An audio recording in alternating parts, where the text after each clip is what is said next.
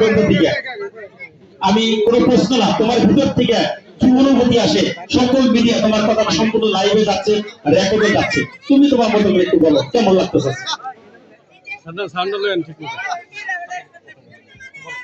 আসসালামু আলাইকুম। ওয়ালাইকুম আসসালাম। সবাই কেমন আছেন?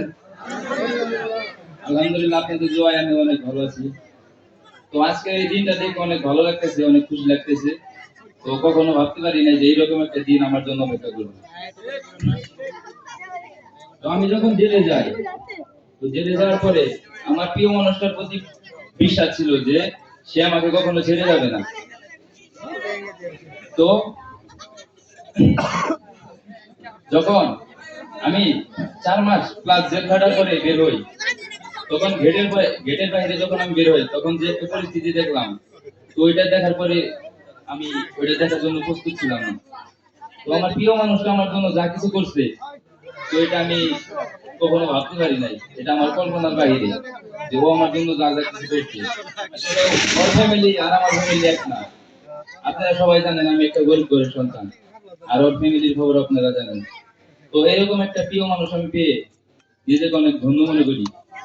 তো আপনারা গ্রামবাসীরা আমাকে যে ভালোবাসাটা দিয়েছেন, তো সবার জন্য আমি অনেক কৃতজ্ঞ। এই বলে আমার বক্তব্য শেষ করতে আসলাম।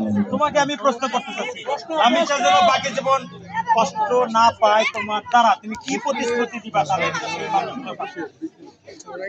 আমার জীবনের সর্বোচ্চটা দিয়ে আমি চেষ্টা করবো লামিসাকে সুখে রাখার জন্য। আমার জীবনের শরীরে রক্ত যদি ঘাম হয়ে যায়, তাও আমি লামিসাকে সুখে রাখার চেষ্টা করবো, কখনো কষ্ট দেবো না। সবার কাছে একটা প্রশ্ন আমার, আপনার যিনি অনুসরণ করবে এই এই 14টা বা 13টা ইউনিয়নের যারা আছে আপনার মধ্যে, তারা কি আপনাকে অনুসরণ করবে নাকি সামাজিকভাবে আপনার যে কাজটা হয়েছে কিভাবে করবে? সামাজিকভাবে অবশ্যই সেটা সামাজিকভাবে করলে ভালো হয়। আপনার ভাই, ছোট ভাই বা আপনার সমবয়সী যারা আছে বা বোনরা আছে তাদেরকে সাথে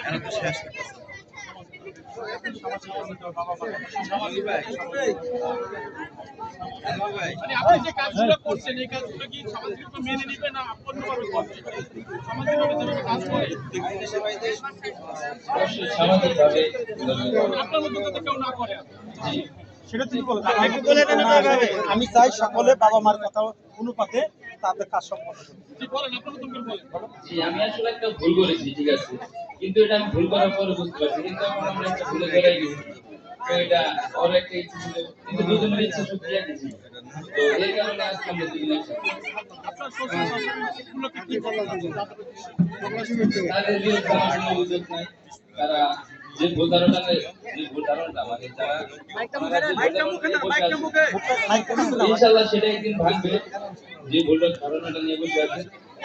তো আমি আমার প্রিয় মানুষটাকে পাইছি, আলহামদুলিল্লাহ, আল্লাহর কাছে শুকরিয়া। আপনারা যা শুকরিয়া জানাই আমি আমার প্রিয় মানুষটা রয়েছে। আপনারা এলাকাবাসী সবাই আমার জন্য দোয়া করবেন, আমি আমার প্রিয় মানুষটাকে নিয়ে জানি সুখে শান্তিতে সংসার করতে পারি। অসংখ্য ধন্যবাদ, অসংখ্য ধন্যবাদ।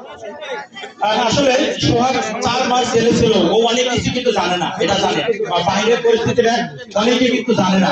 আমি একটু লামিসার কাছ থেকে একটু শুনবো, লামিসার অনুভূতিটা, কারণ আজকে যত জানতে হচ্ছে লামিসাকে নিয়ে গিয়েছে, আজকে লামিসার পাশে আসছে কিনাই সোহাগ এখানে দাঁড়িয়ে আছে, লামিসার পাশে আসছে কিনাই আপনারা আমরা সবাই আছি। সেই লামিসার কাছে একটু যাবো। লামিসা, এই যে দেখো হাজারো মানুষ আজকে তোমাকে দেখার জন্য আসছে, তোমার কথা শোনার জন্য, তোমার মুখ থেকে একটি কথা শোনার জন্য ঘন্টার পর ঘন্টা তারা অপেক্ষা করছে, অনেক কথাই শুনছে এতদিন। আজকের এই অবস্থা দেখে তুমি কি বলবো? মানে এই লোকগুলোকে তুমি কি বলবো?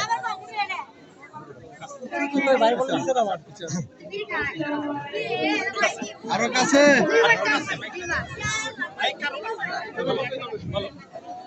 আসসালামু আলাইকুম, আপনারা সবাই কেমন আছেন? আলহামদুলিল্লাহ। আপনারা যেভাবে আমাকে সাপোর্ট করছেন, আমি কখনো আশা করিনি যে আপনারা আমার পাশে দাঁড়াবেন। আপনারা আমার জন্য মানে আপনারা কি বলবো, আপনারা আমার পাশে কিভাবে দাঁড়াইলেন, আপনাদের যে আমার কাছে মনে হলো আমি জানি না। আর আমার আমার পাশে আমার পাশে সবাই দাঁড়াইছেন, কিছু কিছু মানুষ বাদ দেন, আমার কাছে সব মানুষই দাঁড়াইছে। কিছু কিছু মানুষ আমার পাশে দাঁড়ায় না, এটা আমার কোনো ই নাই, প্রশ্ন নাই, প্রায় সব মানুষ আমার পাশে দাঁড়াইছে। বিদেশ থেকে অনেক অনেক ভাইয়ারা আঙ্কেলরা মানে আমাকে অনেক ভালোবাসা দিছে, এমনকি আমাকে সাহস দিছে যে তুমি এটা মানে পারবে। তাদের সাহসে আজ আমি এরকম মানে লড়তে পারছি।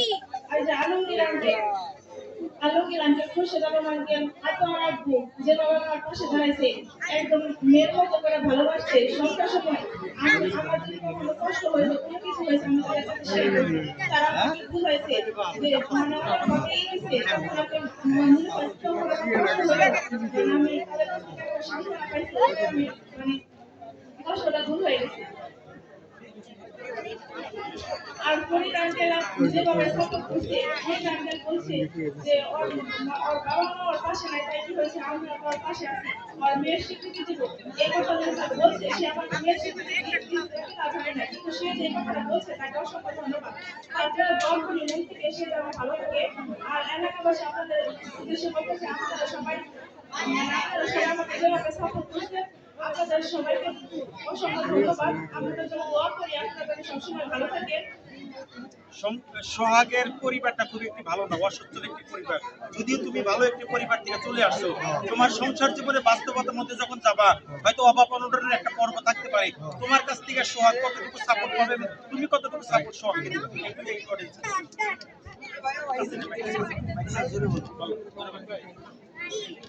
আমি সোহাগের পাশে ছিলাম এবং আজীবন থাকবো। ওকে আমি সবসময় সাপোর্ট করবো। ও যেটাই করুক আমার কোনো আপত্তি নাই। ওর যেভাবে রাখুক, যাই দিক যেভাবে মানে রাখুক না কেন, আমি সবসময় ভালো থাকবো।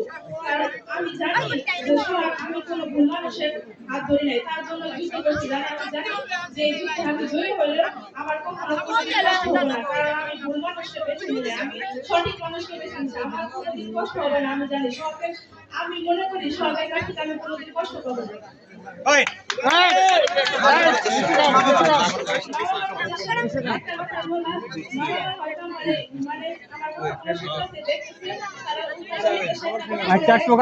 সরকারের সাথে সংসার করতে পারি, সারা জীবন ধরে তার সাথে থাকতে পারি। আমাদের জন্য তারা যেন দোয়া করে, জানি মানে দোয়া করে সুখে শান্তিতে যেন সংসার করতে পারি। সব যেন তাদের মনের মতো হতে পারে, তারা যেন তাকে মানে মেনে নেয়।